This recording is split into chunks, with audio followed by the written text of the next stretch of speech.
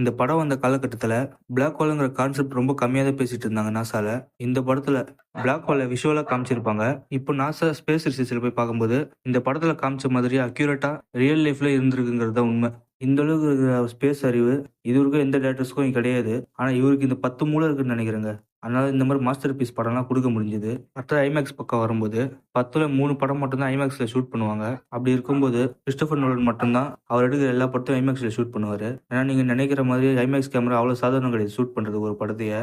அந்த கேமராவோட வெயிட்டே டன் கணக்குல இருக்கும். அந்த அளவுக்கு வெயிட்டா இருக்கும். அப்படி இருக்கும்போது அந்த கேமரால ஷூட் பண்றது ரொம்ப ரொம்ப கஷ்டமான விஷயமா தான் இருக்கும். அதை இவரு படத்துக்கு படம் மாறும்போது ஐமேக்ஸ் கேமரால அப்கிரேஷன் இருந்துகிட்டே இருக்கும். அதனால நெறைய டைரக்டர்ஸ் ஐமேக்ஸ் கேமரா பிரிஃபர் பண்ணவே மாட்டாங்க. அப்படி இருக்கும்போது இவரோட மனோதைரியத்தை பாராட்டியே ஆகணுங்க. அடுத்தது நோலனை பொறுத்தவரைக்கும் அவர் கலர் பிரைண்டுங்கிறதுனால ப்ளூ கலரோ, கிரீன் கலரோ தெரியாது.